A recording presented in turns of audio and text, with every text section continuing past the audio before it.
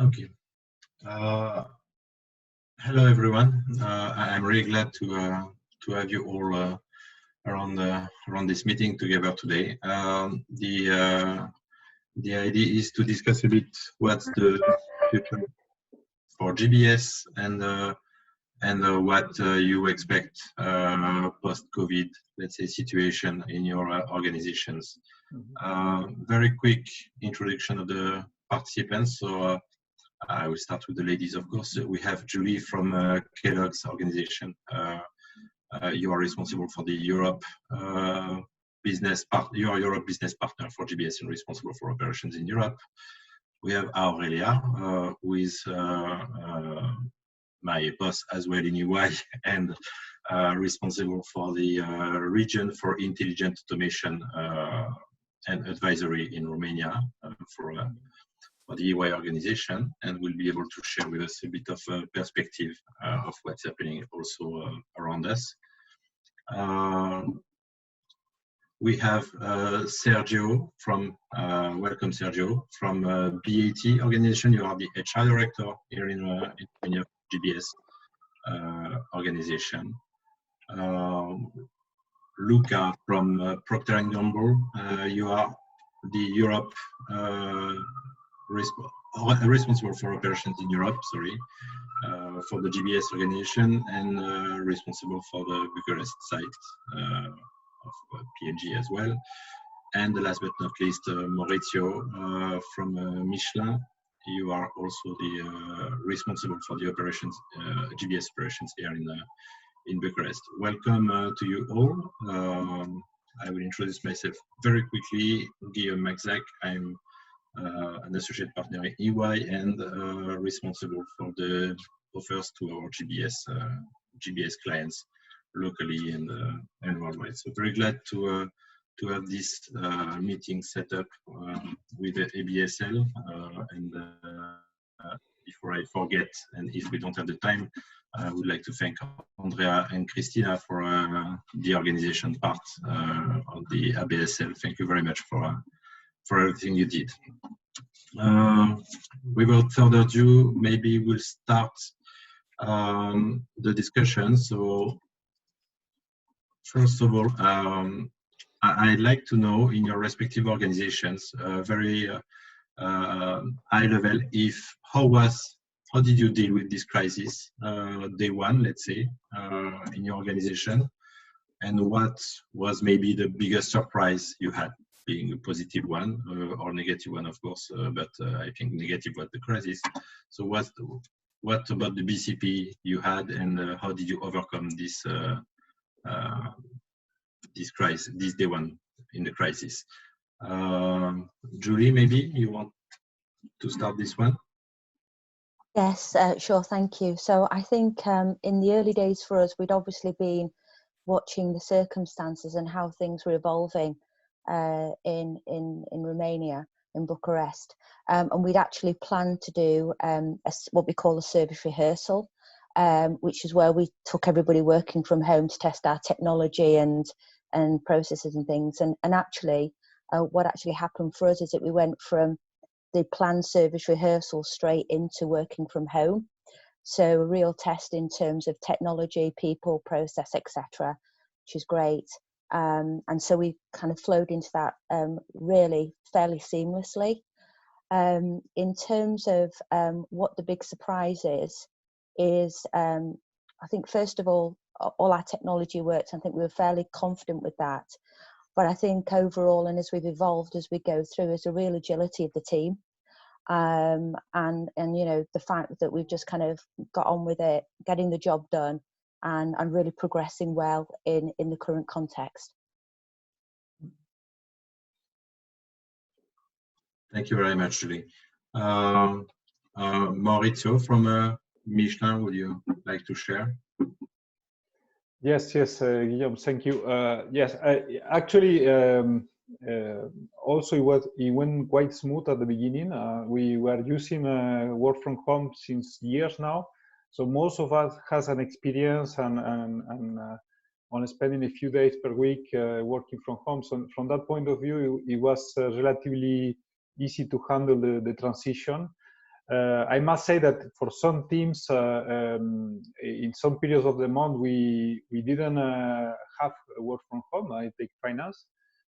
Our closures, normally people tend to come to the office and work together around the same table, and like that we thought we are gonna secure the closures, and to our surprise, the last two closures we managed to do, not only us but all our colleagues worldwide.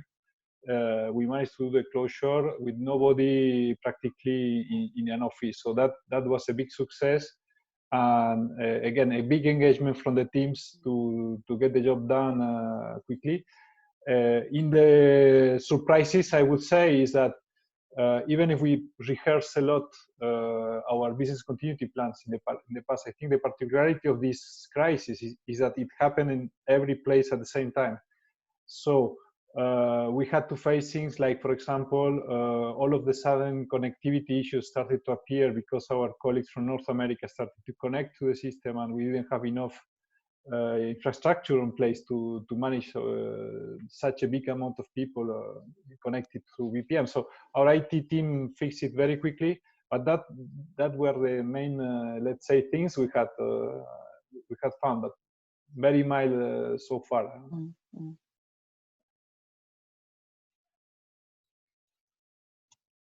Luca, I know you had a few surprises as well at the very beginning of this crisis, and also I know the activity of P&G changed a bit, and you had to adapt as well. What your team was doing? Would you please share on this aspect as well? Yes, definitely. So I think, at least, you know, a bit like has already been said, I think the speed at which the change came, and the fact that really needing to shift the organization pretty much overnight to a full work from home was obviously something that in a way caught us by surprise, but we were well prepared, thanks to the fact that at least P&G here, Bucharest, about 50% of the organization already works 2 days from home on average, pretty much.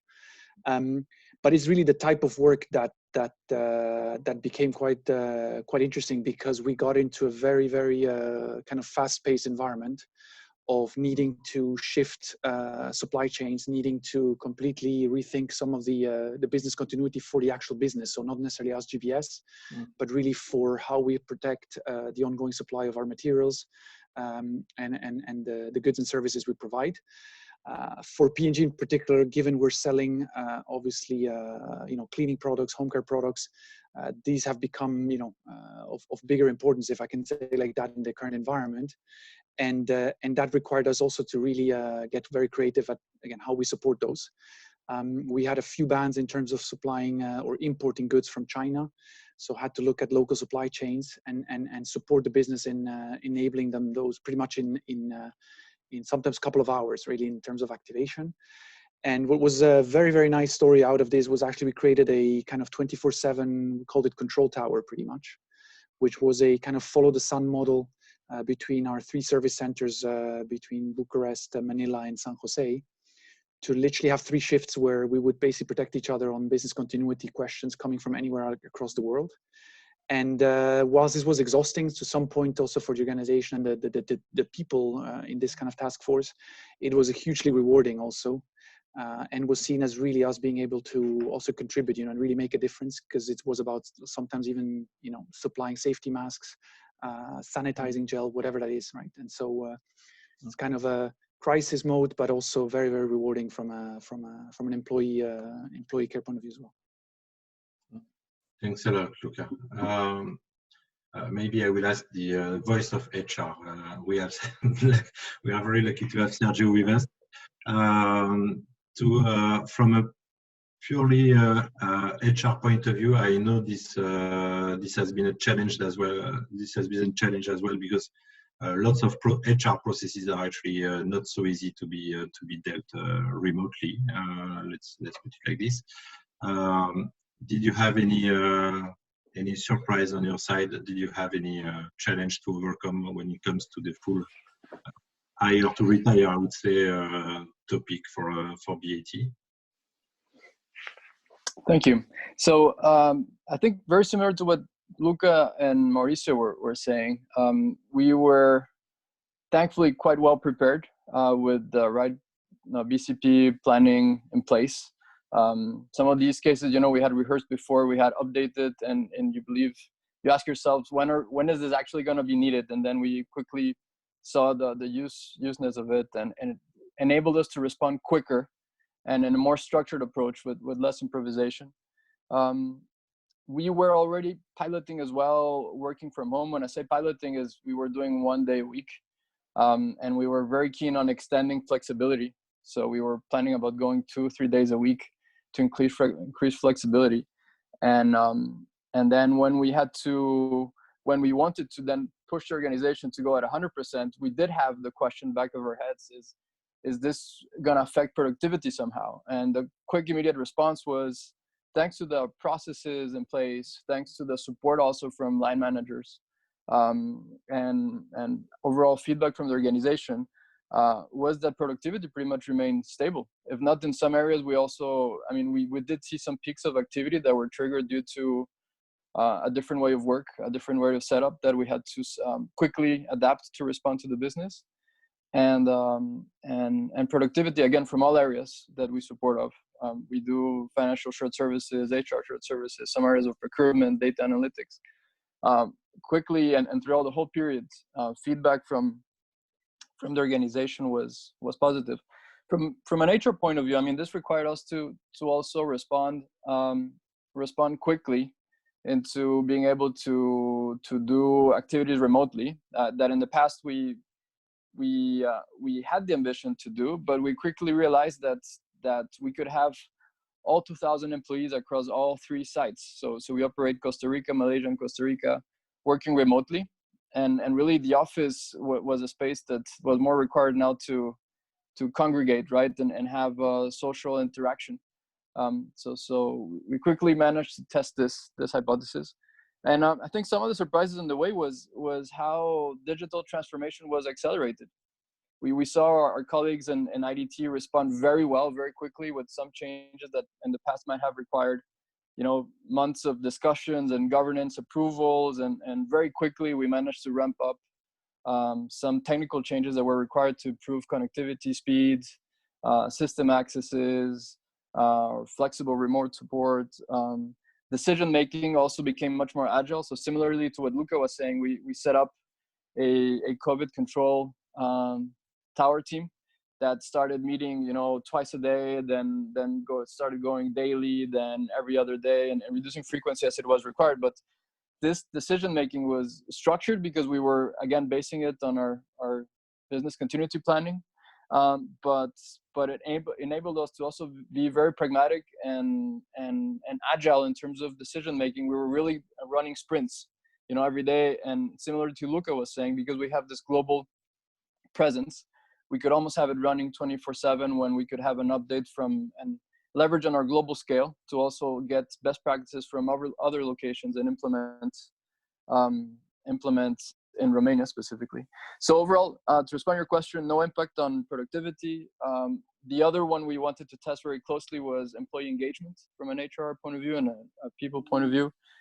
We have quite a young organization, and so we track also very regularly sentiment analysis to see how's the overall mood, what can we do different to keep productivity high and enable, of course, employee engagement. And we were very happy to see that feedback from line management support at all levels was very highly rated, peer support very highly rated, leadership support overall, and even though the challenges of working remote, engagement high with productivity stable, it pretty much started setting the base for a new normal. So it was it's been quite an interesting journey. Thanks a lot, Sergio, and thanks for answering also a question we had in the chat. I would engage people to actually do not hesitate to ask questions there. We will answer them either live or at the end of these discussions, because some of them we will treat them in the future. Aurelia, I like because I know, of course, you participated and you are part of the crisis management team in EY. 800 more or less employees here in across Moldova and Romania, mostly, of course, and in a few cities in Romania. So I would ask the same question, because I know we had actually to adapt our business very quickly, and you know, some of us sometimes say we cannot do it remotely. So for instance, EY is not also only a consulting firm; it's also an audit firm. Most of us must remind this, and all auditors are saying we cannot do audit remotely. So I know there was lots of discussion about this. Can you tell us the EY story on this very first day? Sorry. Thank you, Guillaume. And I think here, very briefly, I think it's similar along the lines, the same ideas that were shared by the other speakers. I think similarly with Julie, we were thinking to test before even the emergency status was announced. So we actually were in testing mode when the situation started. So we didn't have any big surprises from the technical perspective. On one hand, we were used to work remotely. We are working either remotely or with, you know, sometimes at a client side. So it was not something completely new. On the other hand, having everybody remote, that was the new part on one hand. On the other hand, we indeed had to come with new approaches for certain service lines.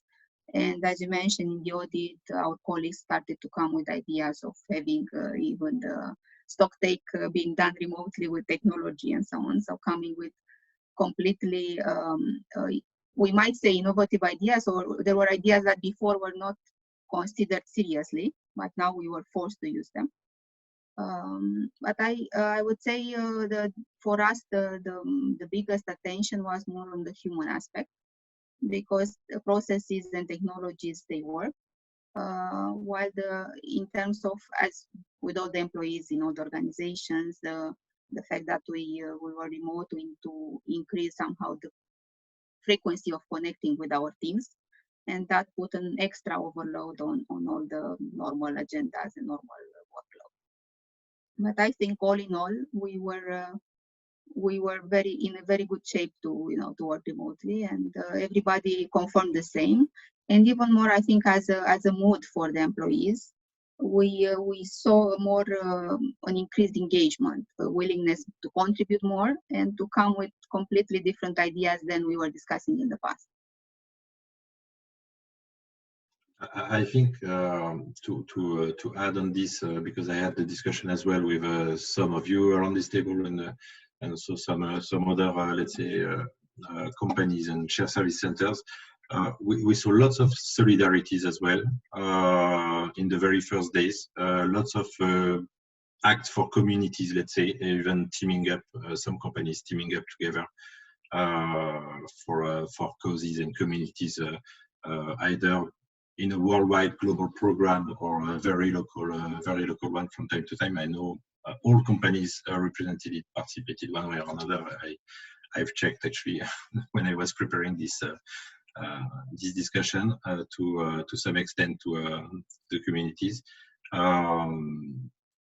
It's actually also the first time I see, let's say, companies acting and cooperating together, even if they are sometimes in the same field. So that's maybe the big difference between this crisis and the previous ones, at least for the one I've listed so far, is that actually there was a real team up on this aspect. And for me, this was a very big surprise, let's say, to be able to discuss with different clients, and we just team up and we do something, no specific branding, PR on it, but we just take the capabilities of each and every one in transportation, in retail, and in consulting and whatever. So this was a very good story we had, for instance, in EY, clearly.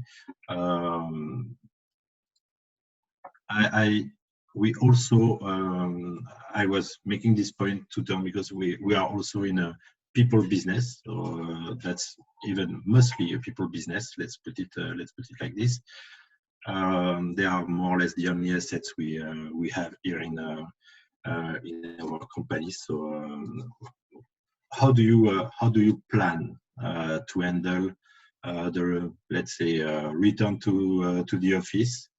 How do you what kind of measures do you think to take? We don't have yet so much information. Let's put it like this, from an official, let's say, government measures are not fully published yet.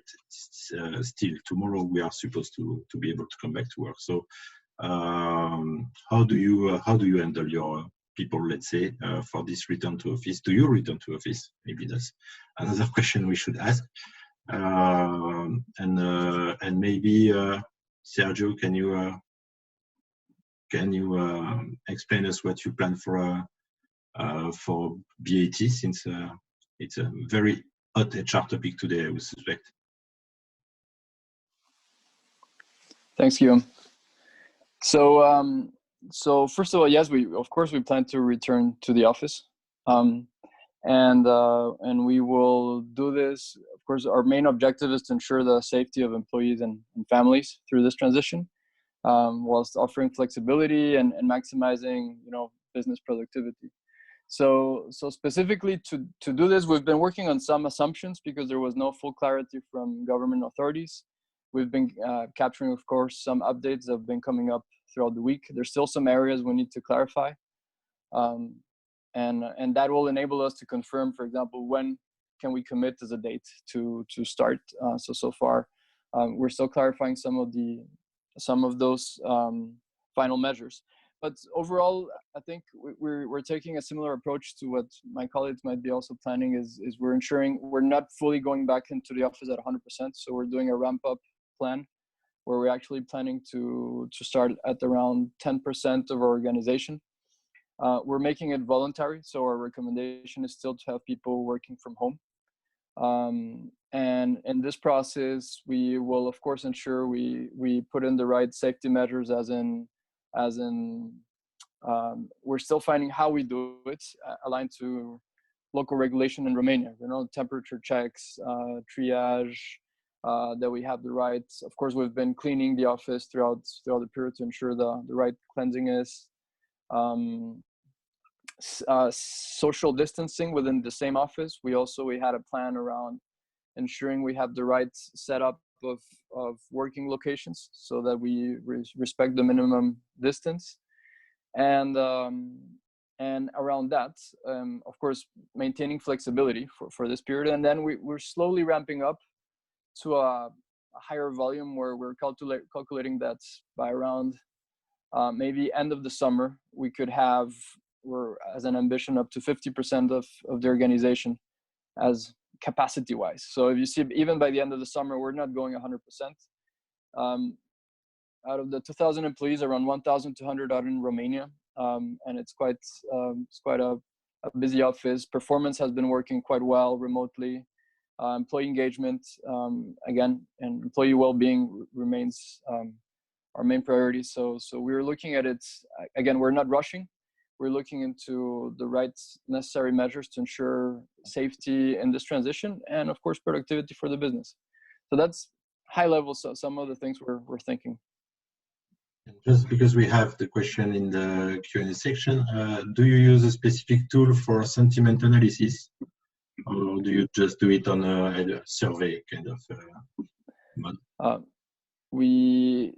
Because we had to be very agile, we literally set up a Microsoft Teams survey tool that we then, our data science team then quickly built a Power Pivot on it. And it's something that we actually we fed the results to our leadership team so that they can track live, take actions without, people having to create manual reports on it. It's very simple. It takes 60 seconds to respond. So we're talking 4 or 5 questions.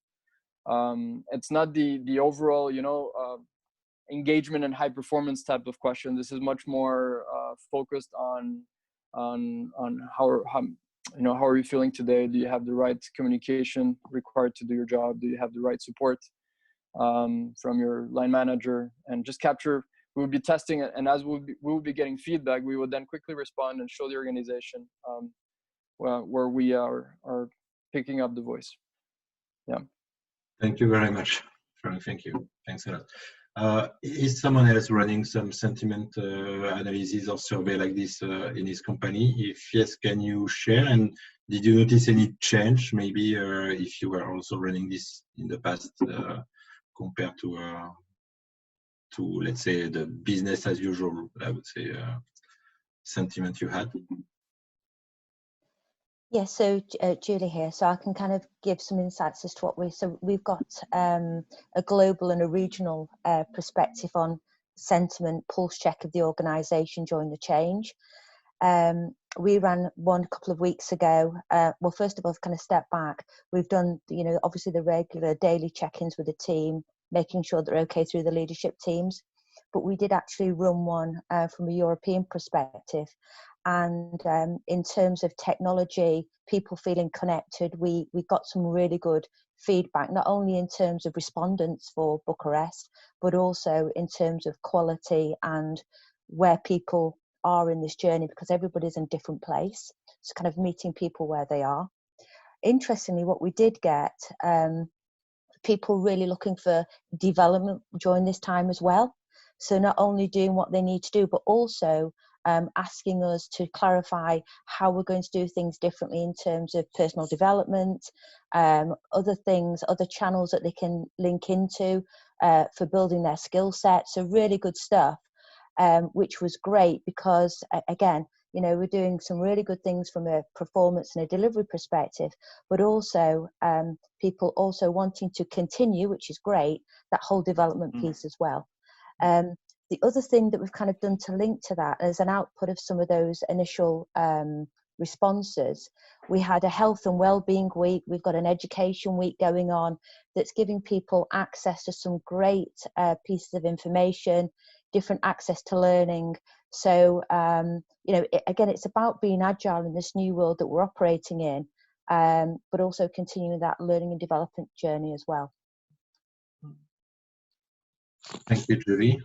Luca, I see you want to to add on this one, so I will. No, I think, I mean, I think it's great to hear also in other companies. I think we've all faced, I think, similar experiences. So, you know, the engagement, the productivity. I think everyone has responded very positively, and we also ran similar survey. And actually, two, let's say, interesting insights was around really the positive impact on their work. Actually, the fact that some folks really were the fact of you know, understanding there's a crisis, understanding that, you know, this is a we need to step up in terms of agility, that they actually felt they really also were stepping up in terms of their work and their commitment also as a company to make a difference, right, and make us succeed.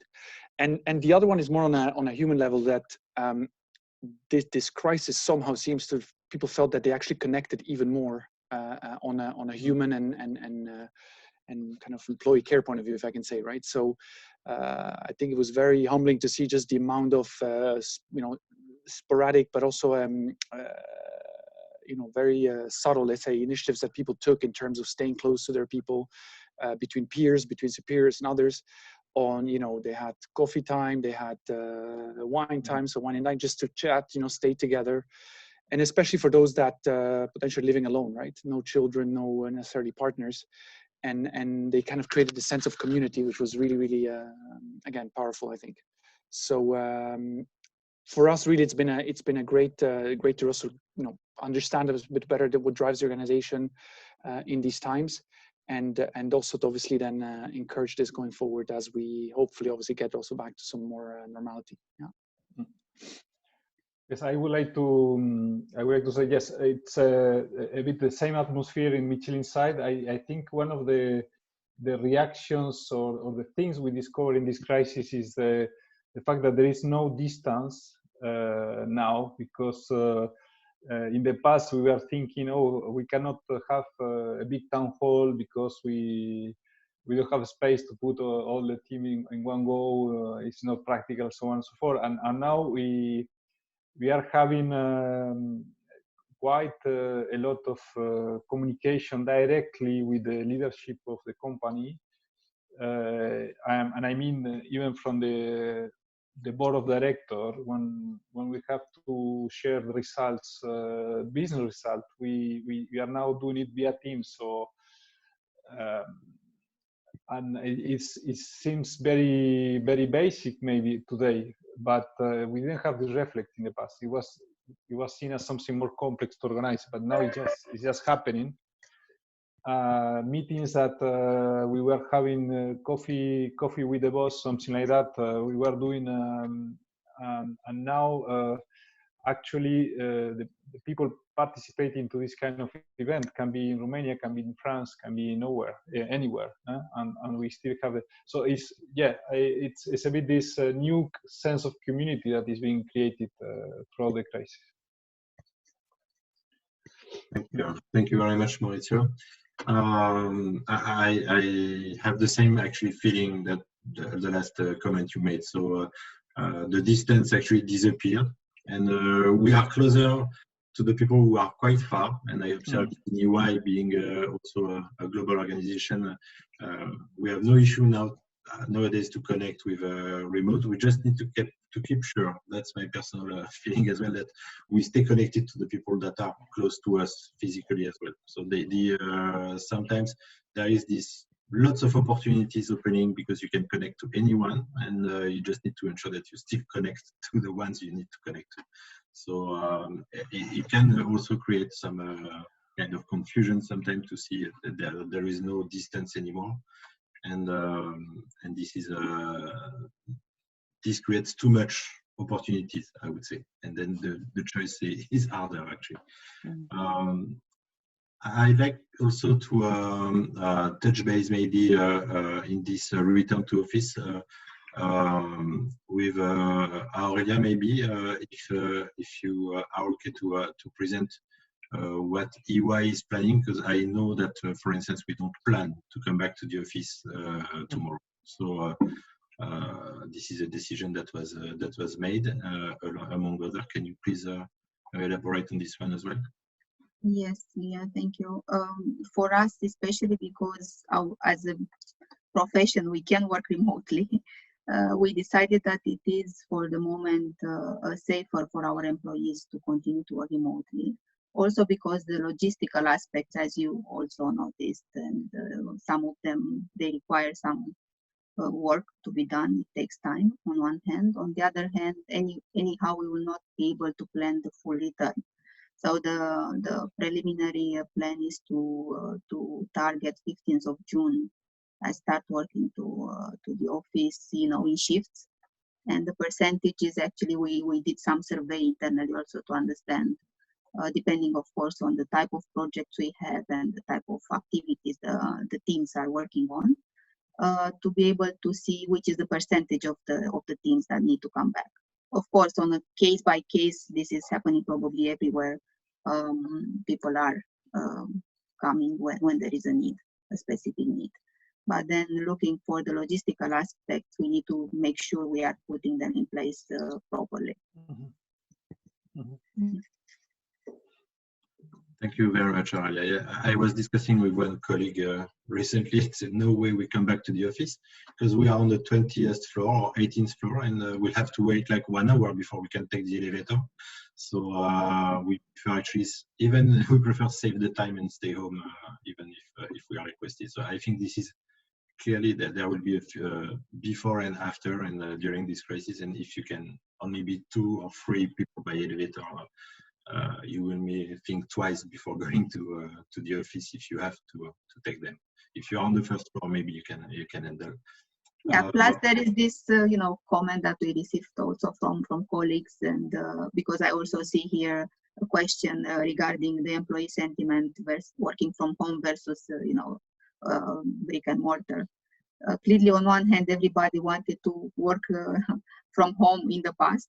Now, because it was too much, we want to go back to the office. But then if you think that in the office you will have to stay 2 meters from the other, you will have to wear mask and so on, so you don't see the face of the person, I think it's even better you see it in the in the screen with the with a direct connectivity. So this is a question we got from the colleagues. So indeed, balancing between the two, we need to see what works, what it needs to be back to the office and what it can continue remote. And I think that links into what Sergio was saying before. You know, we're still understanding what this means and how we do that, and then the reality of what that means for our sentiment, employee engagement, about how we start to bring people back, and what the practicality of what the new reality will be, even in terms of ways of working. So we may actually find that, you know, the connectivity we've spoken about, you know, almost eliminating the barriers of being global organizations in different geographies, that actually using the technology, we're actually far better connected being remotely, given the fact there's no restraint on speaking, being connected, physically coming to the office and needing to wear a mask and 2-meter social distancing and all those other things. So I think that, you know, again, back to Sergio's and Maurice's and Luca's point, I think this will just evolve as we start to understand more, and then the practicalities of how that will fold out. Yes, I totally agree with that. Personally, I don't feel that we can go forever with the 100% home office without losing something, because now it's time to remember as well all the arguments that we ourselves we heard and we developed through the years when we were evolving the way we work in the office.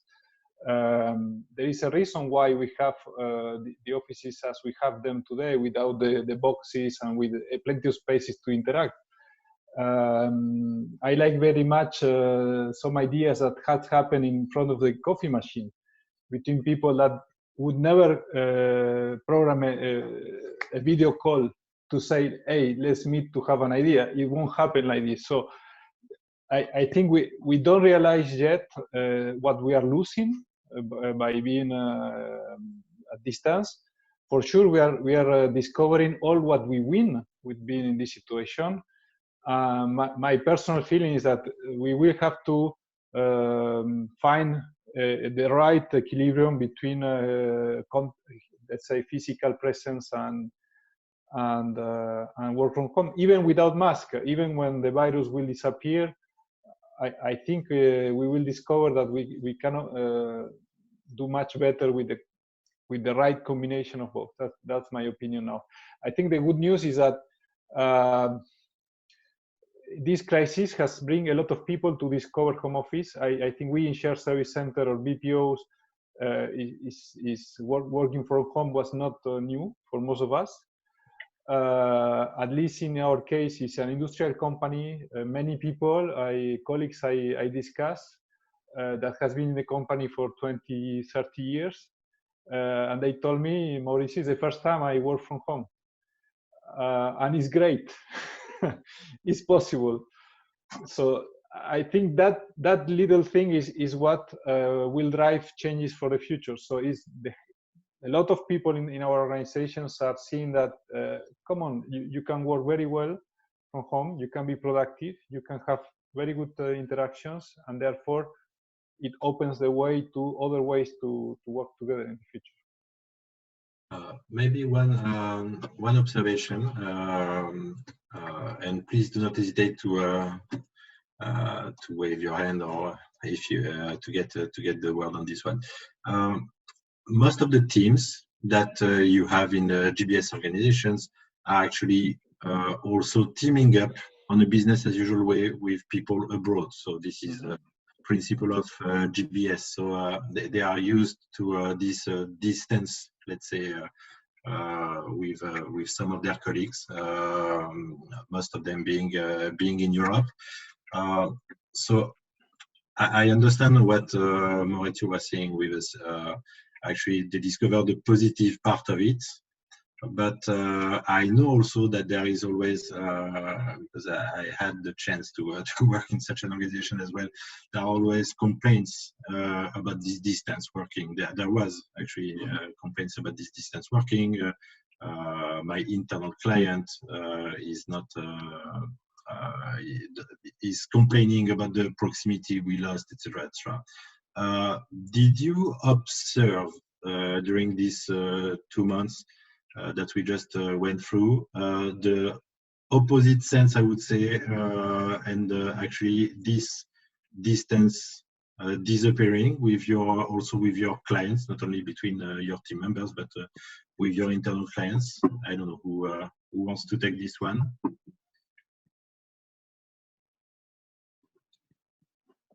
Yeah, I can confirm. I can confirm. No doubt that what thing that happened in our organization is that we have introduced Office 365 tool not that far away. We just we are replacing our previous technology by Teams, for example, Microsoft Teams, and therefore we had still a lot of people in the organization that were not used yet to the tool. And now I can see clearly there is a quick ramp up on it, so people is more comfortable. So I see much more like video calls non-planned, like say, hello, are you available? Yes, blink, the person appears in front of you. These kind of things are happening much more often now than before. At least for us, I think this is a situation. I don't have a statistic about that, but I can appreciate that people is much more comfortable. Therefore, they tend to trigger this kind of interaction more often. Thank you very much, Mauricio, for this precision.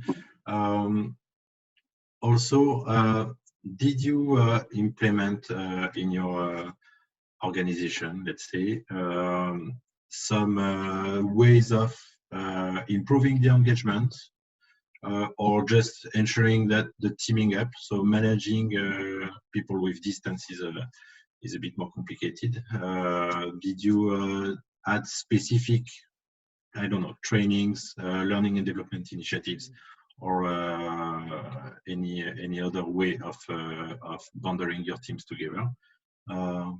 Julie, maybe? Yeah, so there's I think there's a few different things for us as a food company. I think this is where we've been able to come and play in terms of really getting to the front line, feeding people, which is what we're all about as an organisation, really being on that part and making a difference. So we've had a real strong affinity to us communicating again globally, but also regionally and into Romania as well, about how we can make that difference. So there's been a lot of communication, and continues to be, from both a global perspective and a regional perspective. And this is, regular, sometimes daily updates in terms of what's happening across the business, how our leaders are finding things, how our front line, and when I say front line, this is the people that are working in our production sites, how they're coping, how they're having to adapt, and importantly, getting the food to people that most need it at this time. So that's been really important. And again, there's always that question of, are we over communicating, are we over engaging? At this point we don't apologize for that, because there's lots of different mediums and different ways for people to tap into to understand what's happening in the business.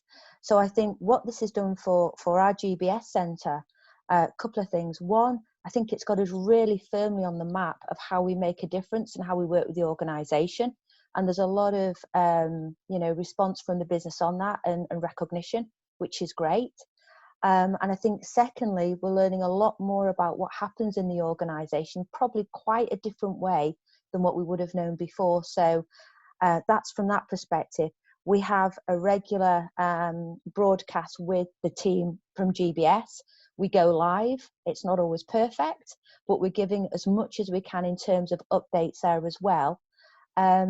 And I think the other part is every employee that we have is at a different place. And again, it's about meeting those individuals where they are in terms of working from home, how they feel, are they living on their own? What does that mean? So there's a real, I think, challenge from a leadership perspective to understand employees at a very different level and to make sure that they're supported in the right way. So we haven't necessarily gone out with this is what you need to do, because everybody's different. and that whole leadership connection has been very important. But we've got a number of different tools, opportunities, comms, live comms, different forums for people to access, and for us to equally support them as well. Thank you, Julie. Luca, maybe, did you have any initiatives? Yeah, so on our side, actually, the crisis, so we typically have over the spring what we call a leadership festival, and it's basically a series of so targeted week, so 4 weeks actually, consecutive weeks, where we plan out for specific trainings, either on fundamentals or on things like coaching, or certain commercial skills, or let's say on the job skills. And we pretty much shifted all of that to become virtual, so fully online. We've mixed it up basically in a series of trainings that are run by the management team for the organization, combined with panel discussions, again, all virtual, and then self-learning sessions, right? So to kind of also give away the opportunity for the individuals kind of also to learn at their own pace. And we brought in a kind of an element of gamification, where just to kind of keep a bit the spirit of camaraderie, but also competition in a healthy way, if I can say it like that, just for folks to be able to take trainings, join, participate, and then in some cases even bring out their own examples, right? So we have a big culture, at least I've been trying to instill this quite a bit in. The best way to learn is on the job, and so for folks to come forward and share some of the experiences, either from recent weeks of situations they face and how they handled them, or also from the past. And so that created a very nice, coming together kind of also sessions. We've typically done them we're typically running them on a Friday, which is typically a bit more quiet. People are a bit more relaxed, and therefore so the engagement is high. And other than that, we have shifted what was our weekly get together. So I organize every week, half hour, where we make announcements or special celebrations, and we've maintained that, but just on a virtual base. And also there again, some of the younger or more IT kind of geeks, if I can say, also came up with very cool ways of also just bring video animations and type of just to bring stories to life, if you want, also in a creative way, in a more digital way, versus the traditional office type celebrations we would have. So that was also very, very nice. Thank you very much, Luca. I'd like to turn to Aurelia. Maybe did you observe on the either? Of course, you can give EY's perspective on this, because I think we are also experimenting the same, let's say, same topics. But did you observe also from discussions with clients that they had to recreate this bond and maybe this engagement topic? I think here it's what we have seen and what also Luca shared. It's not only moving to the online, onto digital channels, all this communication and the meetings that people have, but also creating even more communication, as Julie mentioned. And the feedback we got also from clients, but also from our employees, because at one point you wonder yourself whether you are communicating maybe too much, maybe in these days. But the feedback received from the employees were that no, it's not too much. We prefer to have it maybe more, to know what's happening, especially because you are remote and you want to understand better what the others are doing. Also, what we've seen in the market is more openness to share ideas, more than before, to understand whatever brainstorming or sharing what others are doing, what we are doing also now today. Because you take what is applicable and what can be replicated to your organization, and that helped a lot in this period. Maybe I would also mention here that there were so many webinars organized, both in our organization, but also I saw in the market at our clients, on the specific needs, like how to handle emotions, parenting, especially these days with working and being at home, both a parent, both everything, all the roles in the same day and sometimes in parallel. But also the physical activities, the wellness, the well-being, also being very put on the agenda much more than before, which in the past, you know, every employee was handling this on his own time. Now it was put on the agenda, official agenda of the organization to you know, to facilitate, to make it happen remotely. So yes, I think there were more actions. This is what I see with our clients and with us as organization, more actions than in the past in terms of engaging, putting you know, employees, or facilitating for the employees this type of engagement activities. Thanks a lot, Aurelia. And I really think that the words became reality, meaning everyone was saying we are employee-centric, and maybe sometimes the actions were not following the words because of lack of time or resources at one point, or just will. And actually it became reality very quickly because we had to. As said by Sergio, so the digitalization went faster than expected, maybe for some of us. We definitely observed it with some clients. There is this joke running on the internet, you know, who drove your digitalization program in your company? Is it your CEO, your CFO, or COVID-19? And definitely, I had this discussion with the CEO of a bank here, and he said definitely COVID-19 supported us in our digitalization roadmap.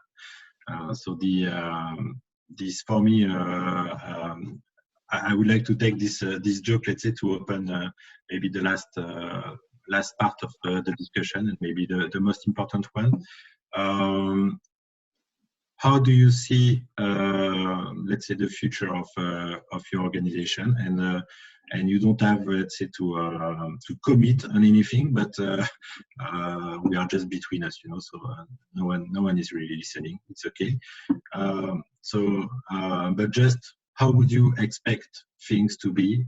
There are some questions in the Q&A module asking if we expect things to change after the COVID-19. I also have a question on what percentage reduction in office space do you expect? So I think it can be a good question as well. And also from a digital perspective, how do we expect this digitalization? So from all this point of view, maybe Mauricio would like to start. Okay, I will try. I'm just consulting my crystal ball that I have here. So I will start by the easy one. The office space, as long as we have to respect 1.5 meters distance between us, to me it's very simple. We were at full capacity in the office, so the maximum we can have now is 50%. That's clear. After you can say, okay, you can rent more office. Of course, that is also something that could happen eventually. So to me, it's no doubt until we still live with the virus, that this is a real risk around us. We are going to have to respect all the measures that are required, mask, distance, hygiene, etc., etc. So that, of course, put a big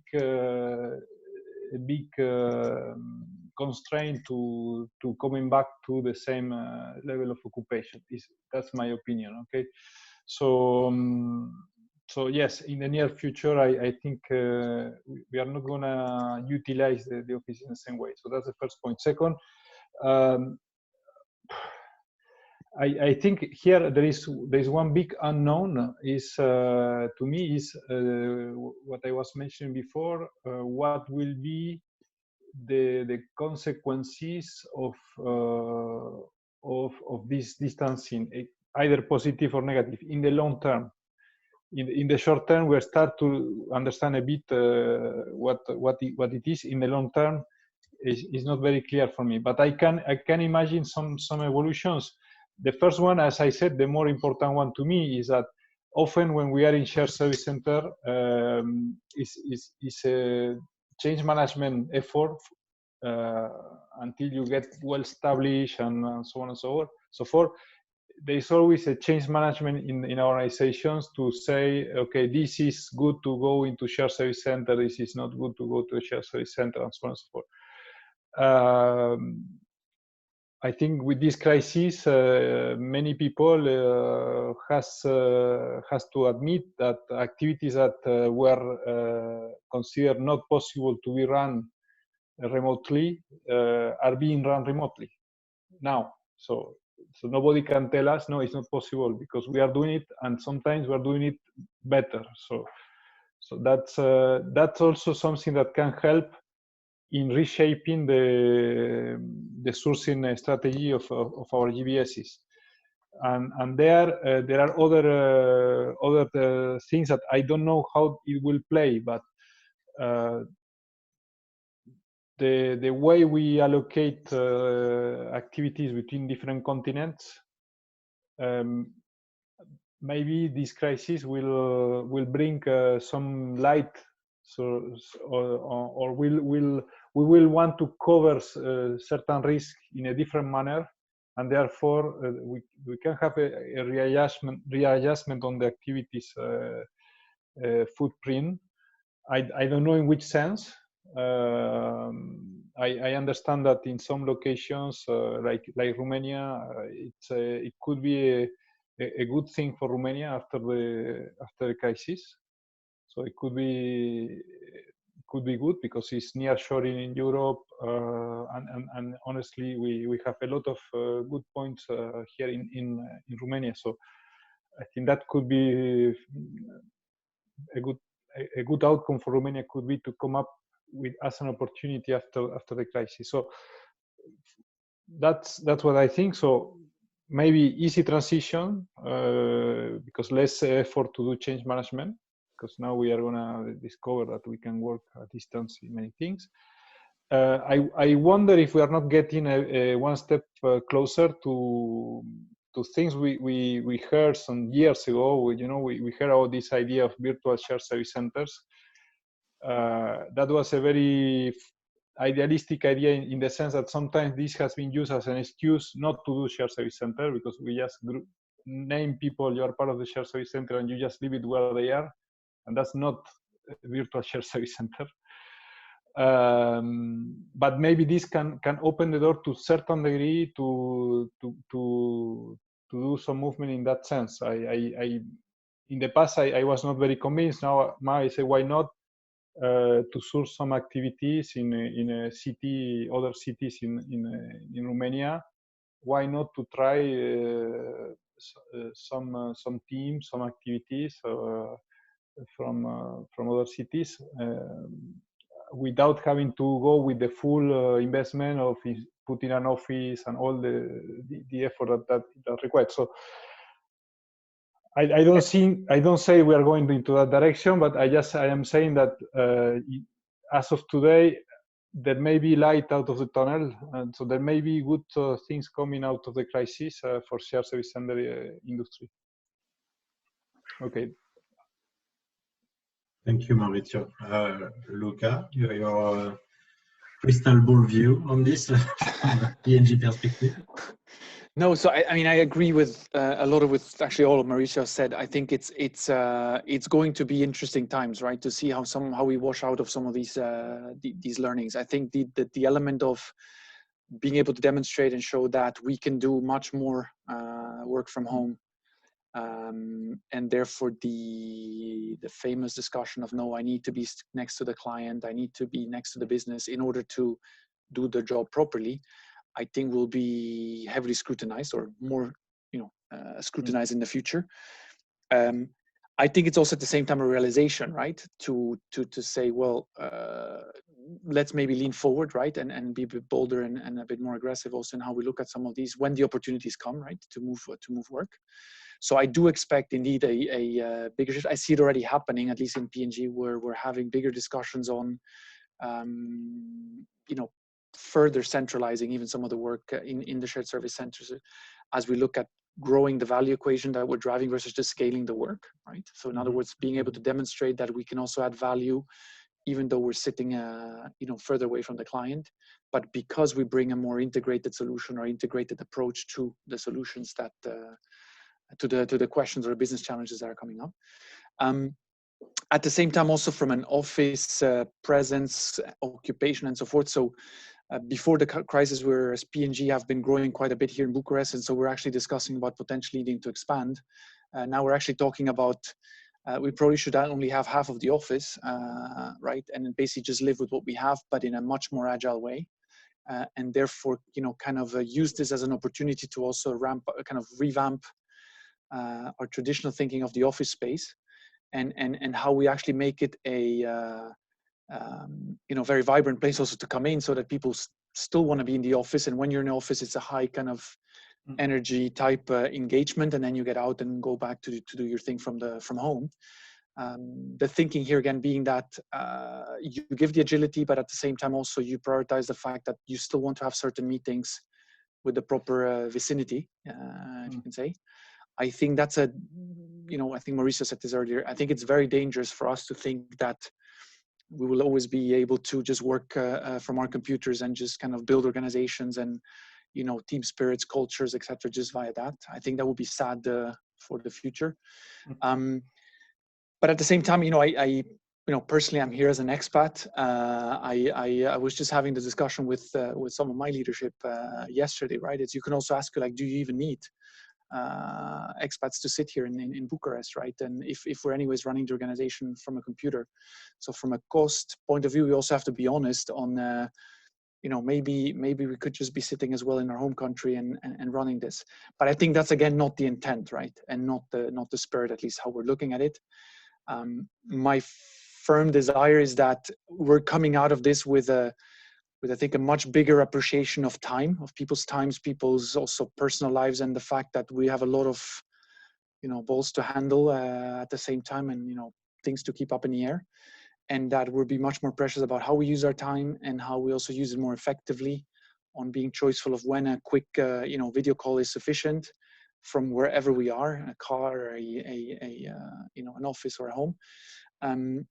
But also that we're conscious and intentional in ensuring we still stick together, and also value and the quality of having these spontaneous but also intentional face-to-face engagements.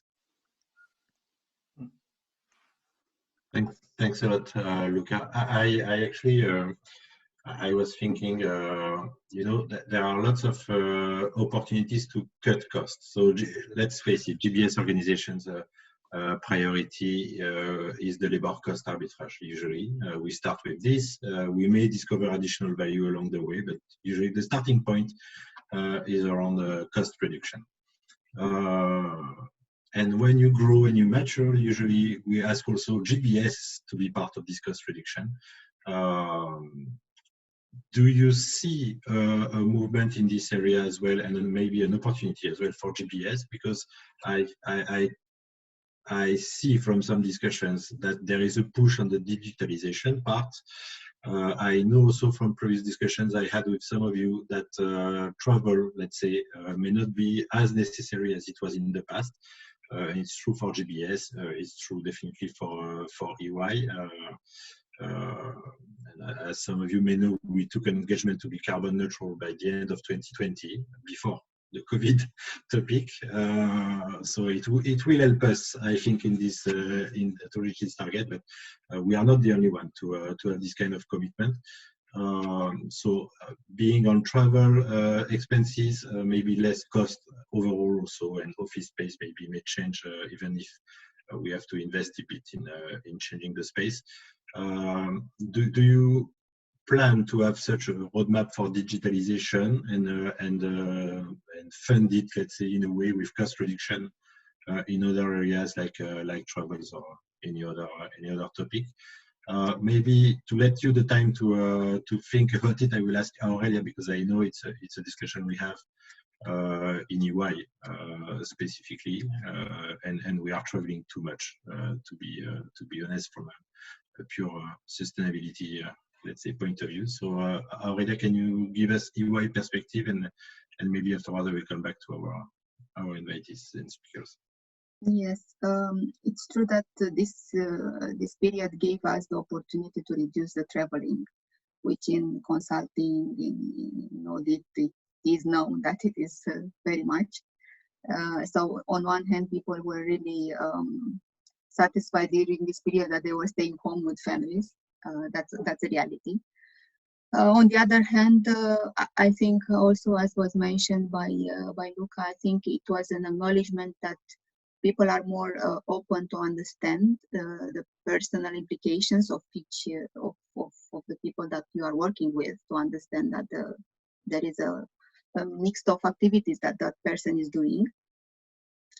But then I think, and we see this also with our clients, the quick let's say acceleration that this situation put on the digitalization and the acceptance of the fact that it is possible to work remotely and to move much more activities on being digitalized.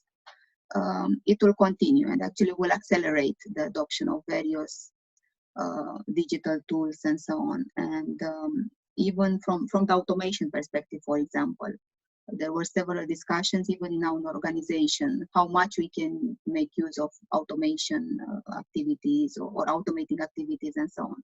And we were maybe making the ones which were easier or quicker, the low-hanging fruits. But I see in the discussion, and some clients already started, and we are also planning to do that. So a concept of, we call it automation 2.0, to be honest, because what was done was very good. We tried the technology, we see it's working, but now let's look from a different perspective. First of all, let's look, maybe there are processes where end-to-end touchless, let's say, a process can be indeed a reality, which in the past, for various cultural reasons or just practice reason, we thought it's not going to happen. And I know discussions in some parts of the world in GBS organizations that, for example, procure to pay. We called it procure to perfect, meaning combining the technologies, OCR with machine learning, with chatbots, with analytics, with process mining. Sometimes you can automate end to end, but you really have to think it creatively to make it happen. And then I think this is in parallel a program of change management, if you want, or really training people, everybody, reskilling a lot of people on the digital technologies, so that everybody is using them, but also coming with ideas from the personal perspective of the personal tasks. So this concept of automation 2.0 is going to happen also in UI, because we are planning to apply it to all our employees. Thanks a lot, Aurelia. Sergio, could you please give us your vision on BAT? I know you are also, let's say, on this automation journey and working on some cost reduction overall as a company, as all of us. Sure. All right. So let me maybe reposition it, because we're not focused on cost reduction. We're more focused on value creation. And I think as you go up the maturity curve, you pass labor arbitrage as your competitive advantage. And so we already had a big agenda, like I'm sure many of the colleagues here, on automation, on machine learning, on process simplification, Lean Six Sigma. And that will remain core to us identifying value, from a reinvestment point of view, so that we can then reinvest in areas where we want to then accelerate in digital. We want to accelerate data science. We want to accelerate, for example, RPA, so some other areas. So that agenda will remain. Now, I think the question is, how does this now COVID situation play into this? Because it's true, we've seen some digital transformation that was a bit accelerated by the situation. For example, you were mentioning international assignees. It's true. Now it can play a different role. Traveling was reduced. That was not intended, but that, of course, created a positive benefit for P&L. I think one of the ones that I'm gladdest to see is the amount of paperwork that was required in Romania when when you compare it to other countries. And now you start to see some windows and flexibility of moving paperless, you know. Digital signatures started to be more accepted, and we're going to jump on that. I mean, we're going to jump on it, but not from a cost reduction perspective, just from an agility and speed. So that trend we will definitely see. Training, we were doing a lot of, you know, face-to-face trainings. We were investing quite a bit into bringing people traveling and try to have them face-to-face. We've been testing it virtually. So we haven't reduced the amount of training. We're just shifted virtually, and we try to keep engagement levels high through it, and it's been working positively. I think we will continue doing more of that. I agree with my colleagues. We will not stay 100% virtual. We'll have to find a middle point, but we'll do definitely more of that. Flexibility will have to increase for sure. So we will move from asking permission to work from home to asking permission to work at the office. And that will definitively go more. We will have to find this balance because we do need the space to interact and socialize. But it'll be eventually different to what we were seeing in the past. And then again, there's things that we will continue doing that we identified on the way, as in when we look at well-being support, we had shifted into, you know, we had a gym in our office, and now of course we cannot use it, but we shifted to online virtual training sessions, and they were quite well received. We moved into virtual nutritionist advice. It was well received. We even moved into some virtual Friday, you know, it started with some Friday drinks, and then we even had a Friday DJ play. So engagement moved virtual. We used to have town halls where we would gather, 1,000 people in an external event. We tried to do that. I mean, same as our colleagues, we now moved that to Teams, and it forces you a bit to bring a bit more creativity in how you bring engagement, you know. So we try to do it, you know, town hall in pajamas or town hall in try to bring a bit of humor in the situation. So all that together will make us surely as we come out of it more agile, digitally transformed. Surely that would come with a benefit on a P&L. Again, but I see the value of this not from a cost reduction point of view, but more from an agility and speed. And again, from an HR perspective, ultimately the way we boost engagement will be more virtual, will be more digital, will be less emails, more chats, you know, less face-to-face meetings, more virtual interaction, and look forward to this new normal. It'll be quite interesting times. I'm really glad for you that you have less emails. I didn't observe this trend personally. I even observed the opposite, to be honest. That's the impression I have. But I fully agree. I think the P&L effect is actually what convinced maybe stakeholders to accept, let's say, this new agility, because sometimes the decisions, you know, are complicated to be taken. So when it comes with a positive P&L impact, usually it's welcome, let's say, by some stakeholders and some clients at least to give a try. So this was more the sense of what I was telling in the past. But even if the first step, let's say, to GBS is usually labor cost, it comes quickly after maturity curve is reached. Let's say learning curve is reached. That we expect a bit more than just labor cost from GBS. From my perspective, I see it as pushing the digitalization. This is, as mentioned by Aurelia, the touchless process on some topics to eliminate as much as possible the let's say this useless interaction. So to be as efficient as possible in some processes, and we see it appears in P2P. It could also appear in O2C, kind of very transactional ones. Let's put it like this. Also from maybe a recruitment perspective, and we have some questions as well. Did you observe any change in the turnover of your employees. To be fully honest, I think we have less attrition in EY since the beginning of the crisis. So let's put it on the table. I think people are not willing to change now, and anything that happened actually was decided before the lockdown period, from what I've heard. But yeah, if you have a different experience, and also, yeah, how do you engage? Do you have specific tools you use to train your people remotely? So Sergio explained that virtual class sessions, let's say classrooms via Teams. And after, do you have any other virtual topics? So to be transparent, in the EY, we have access to Udemy, sorry, for professionals, with lots of contents that people can take on a free will, I would say, basis. And also some badges, as we call them, to actually acquire new skills and be certified internally by EY. I think we had, and Aurelia, tell me if I'm wrong, but I think we had more people actually learning and taking this opportunity to learn since the beginning of the lockdown. Did you observe the same in your organization? How do you,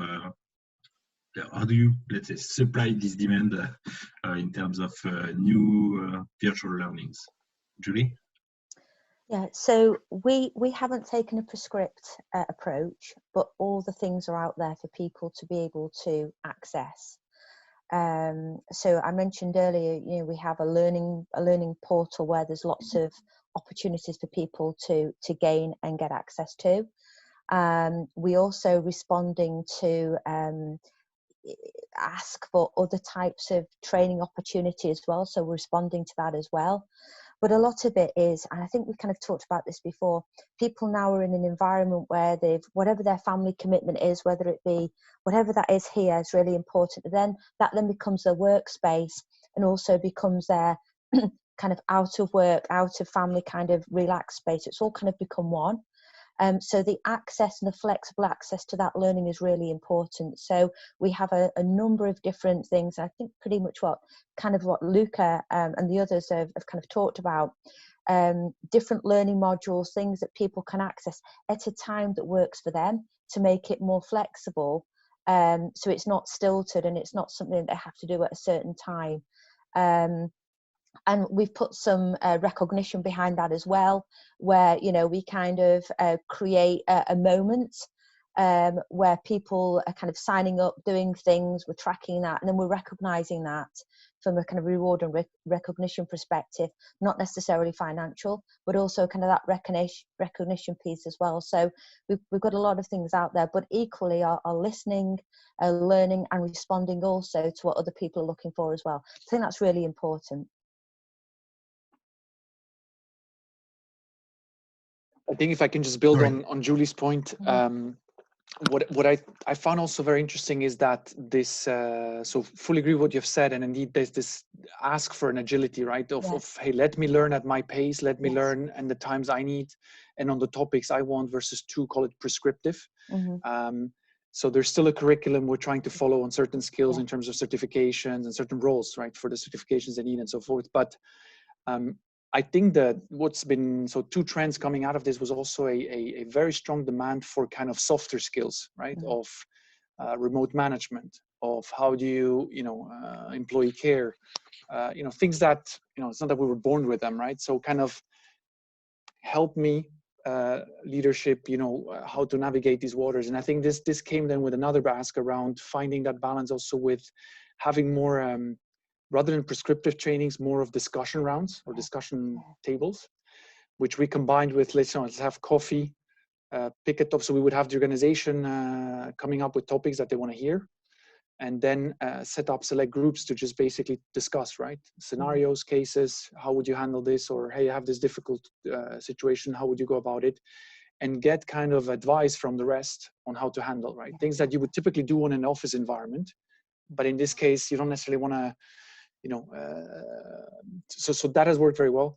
And I think also just the ask for that vicinity to the people by just, again, on specific topics saying, hey, can we just sit around the camera in this case and talk about this, and be it more of a pull approach than a than kind of, again, forcing people into a room and having them, you know, take a training or a discussion, right?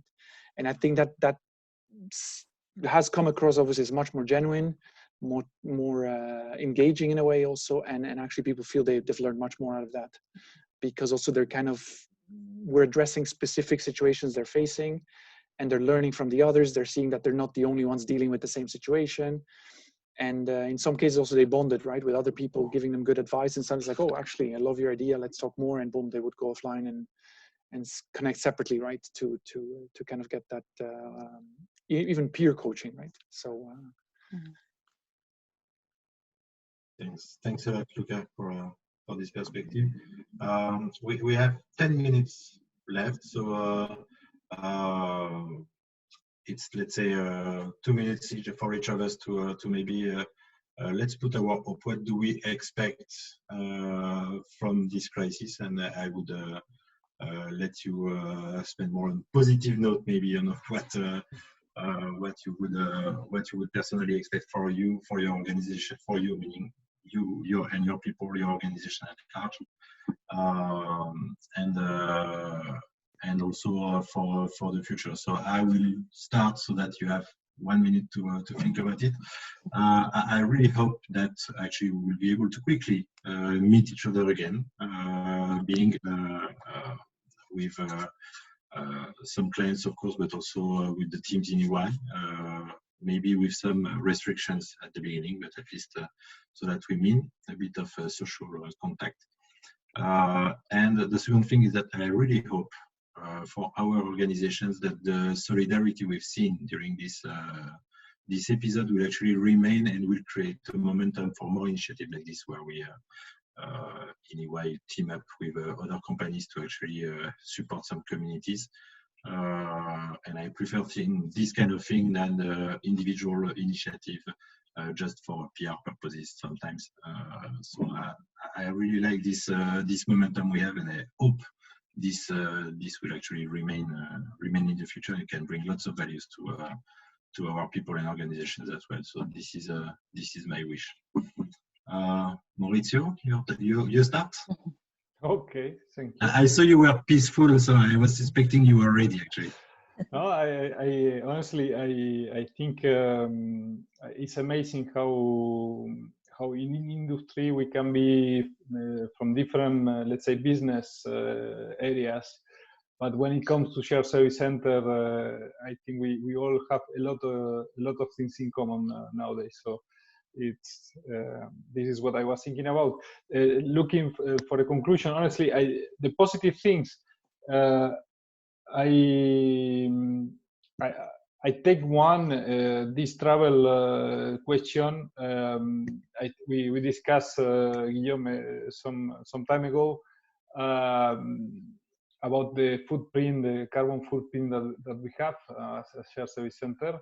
We are also working on that in the Michelin site at the level of our site here in Bucharest. And one of the key contributors is travel. And honestly, now when you look backwards, how many times we have had travels that today you say, but why we did it? You know, you could have done the same here. It is required that both sides agree that is the best way to interact, and that's it. So I hope for the future that honestly, from that point of view, that we really have a game changer in terms of carbon emission of our activities. It's not the only one, but it's a heavy one. So that's one thing. Let's take the work from home. It's amazing. You look at the number of companies today that we are working from home. Let's multiply that by the number of travel commuting that is happening now in Bucharest. How many tons of CO2 we are taking out from the atmosphere? I had a colleague that said, now I can see the stars from my garden in some central Bucharest. So I think that could be a positive change if we can continue in this way as much as possible. And when it comes to the industry itself, a lot of paradigms are falling now. So the proximity. I need to be, as Luca was saying, together with the customer. It otherwise doesn't work. Gone. Honestly, after a few months working like this, and looking at all the KPIs evolving positively, sometimes even improving. So no more argument to get blocked by these kind of things. And ultimately, this is where we become value adders. We can add value because we can go beyond, much beyond the original intent of this organization. So I think the future is bright for shared service centers. We have a big opportunity here. We can bring a lot of value to our companies, and this will only be an accelerator. I don't enter into the digital aspects. I think a lot has been said, but we've been saved a couple of times by our robots during this crisis. And everybody understood that again, it's an excellent way to scale up activity when we need to do it, because not in some cases, not even with humans, we would have been able to do what we did. So no doubt that will accelerate the use of technologies in the future. So yes, for the future is right for shared service centers. Mauricio, good news. We can transfer now. There are methodologies to transfer activities without traveling. So it was requested by some of our clients. So I know we delivered it already in some shared service centers, and I personally participated to some of these propositions. So we have kind of no travel transfer possible now to GBS with all securities you can have. So it's the good news actually that maybe it will stay like this after this crisis. Who has an idea? So Luca, do you have? I will let the word to the ladies for the end. They started this discussion. I will let the ladies close it as well. No, look, I will keep it brief. I mean, I sincerely hope for a vaccine, and quickly, just for all of us to be able to find a normality in a certain way. Also, because I think we're all looking forward to just being able to socialize. Frankly, I mean, I've very much enjoyed the time. Also, even being close to the families, following even what my kids are doing at school, on a day by day. And I think there's so many positives I can list of this experience. Even though I think ultimately, I think we will also all want to get back to some kind of new normality as we used to know it. But on a separate note, I really think as a GBS or shared service organizations, I think it had these last couple of months have really shown how much we matter, how much we can really make a difference, and how much I think we've stepped up to also in the mindset and from an equity point of view, as to how critical we have been able to be in certain situations for the company, in terms of really turning around urgent situations, robots doing work, and things that wouldn't have been possible. So I think that's stretching the mindset on traditional barriers, let's say, or psychological barriers people had about shifting work or delegating or outsourcing work, or nearshoring work. I also frankly hope that, I mean, we talked about the sustainability aspect, but I think it's also just purely from the agility point of view and the care point of view, that I think we also reassess the importance of people's well-being, and the fact that it means something different to all of us, right? And I think it's important nowadays in this world of we're constantly running around and chasing a plane or chasing a meeting, that we also kind of take a more balanced approach and relativize things on what's really important to us and the business, and find the proper balance there also in how we deliver the business, but at the same time also find the right balance with our many other priorities or many other roles we play in normal life. And again, I think I have a quite optimistic outlook to that. At least I hope that this will turn out reality. Thanks, Luca. Sergio, last word from your side. Well, I'll build on Luca and Mauricio.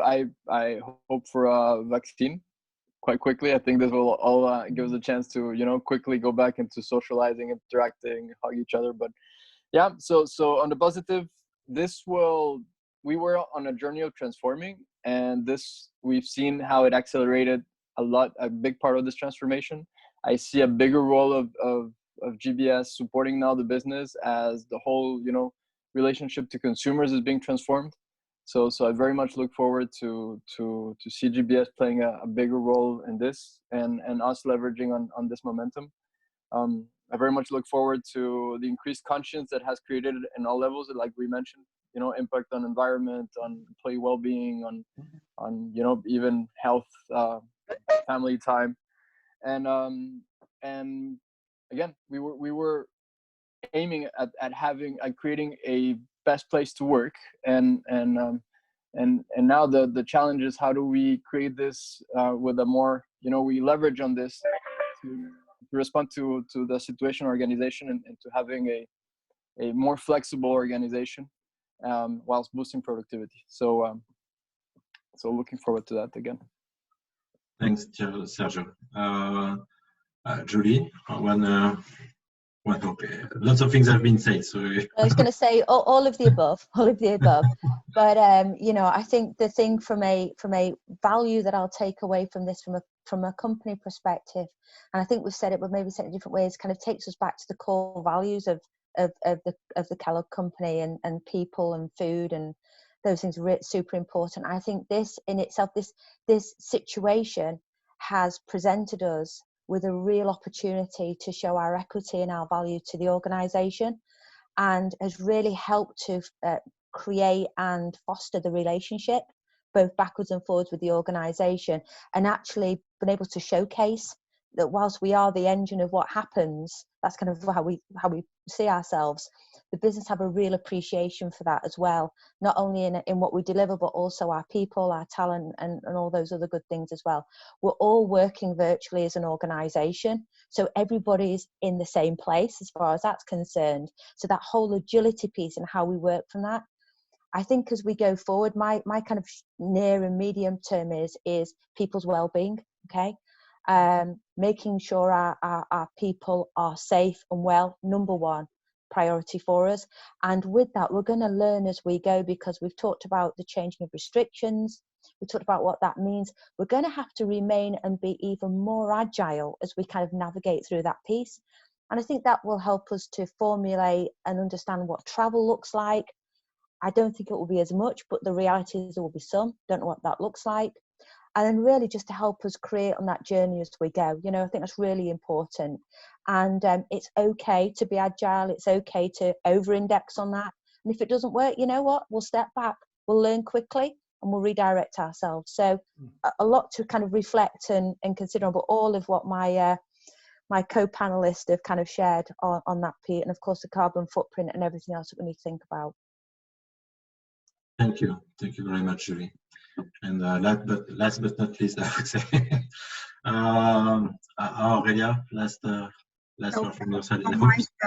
From my side, on the positive note, building on what the co-panelists were mentioning, which I fully agree on the you know, sustainability and the human aspects. That's clearly the same thinking. To add on this, on the digital and automation, which is also the background, I really trust that this experience that we have these days will be, you know, forcing us to understand that we can use the technology even more. In the end, to give us more time, because now it was, you know, on a fast track used because we were forced to use it on areas where before we thought we will not be able to. But I think it will give us, if we keep the same thinking, that it is helping us in the end to try new things, as Julie mentioned, to try new things quickly, to see where they are working, and then to actually release some time for the, you know, the other parts of the activities that we are doing.